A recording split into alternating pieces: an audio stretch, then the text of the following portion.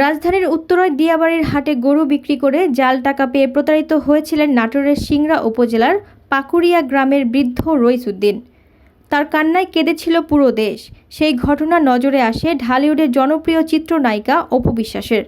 মানবিক উদ্যোগে নিজ খরচে তিনি রইস উদ্দিনকে সৌদি আরবে পাঠান পবিত্র ওমরা পালনে। সম্প্রতি ওমরা পালন শেষে দেশে ফিরে এসেছেন রইস উদ্দিন। মঙ্গলবার 19 আগস্ট আমন্ত্রণে সাড়া দিয়ে অপু বিশ্বাস গিয়েছিলেন তার গ্রামের বাড়িতে। অপুর ফেসবুক আইডি থেকে করা লাইভে দেখা যায় রইস উদ্দিন নিজেই অপুকে অভ্যর্থনা জানিয়ে বাড়িতে নিয়ে যাচ্ছেন। আশেপাশের মানুষজনও অপু বিশ্বাসকে দেখতে ভিড় জমান। লাইভের ক্যাপশনে অপু লিখেছেন, রইস উদ্দিন চাচার সাথে সাক্ষাৎ। প্রসঙ্গত, গত কোরবানির ঈদে নিজের পোশাক গরু বিক্রি করতে ঢাকার দিয়াবাড়ির হাটে গিয়ে প্রতারণার শিকার হয়েছিলেন রইস উদ্দিন। এক প্রতারক ক্রেতা তাকে দেন 1,23,000 টাকা, যার মধ্যে 1,21,000 টাকাই ছিল জাল নোট। সেই ঘটনায় হতাশায় কেঁদে ওঠা রইস উদ্দিনের ভিডিও সামাজিক মাধ্যমে ভাইরাল হলে দেশজুড়ে আলোড়ন তোলে। প্রথমেই তার পাশে দাঁড়ায় আলহাজ শামসুল হক ফাউন্ডেশন।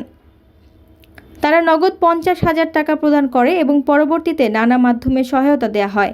এরপর অপু বিশ্বাস সরাসরি তাদের সঙ্গে যোগাযোগ করে রইস উদ্দিনকে ওমরা পালনের পূর্ণ ব্যয়ভার বহন করেন। 25 জুলাই সৌদি আরবের উদ্দেশ্যে রওনা হয় রইস উদ্দিন। এবার সুস্থভাবে ফিরে এসেছেন। এই মানবিক উদ্যোগে অভিনেত্রী অপুর প্রশংসা করছেন ভক্ত, অনুরাগী সহ সর্বস্তরের মানুষ।